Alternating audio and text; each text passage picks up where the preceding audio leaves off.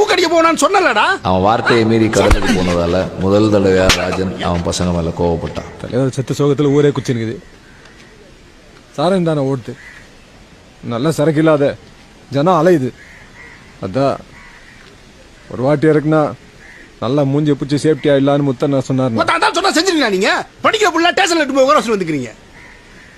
ஒத்தாண்டால் என்ன தூக்குறதுக்கு தான் உங்களை ஊக்கடிக்க அனுப்பிச்சுட்டு தடியான போய் பின்னடிச்சு கொடுக்குறான். தேர்ந்துக்கிறானுங்கண்ணா. மாட்டினா பழைய கேஸ் இல்லாத புட்டாப்ல வர போட்டோனுங்கண்ணா. இந்த பேசி கேஸ் இல்லாத முச்சு விடணா. அண்ணன் இல்லாத ஊக்கடிக்க போன்னு தோணுச்சுல.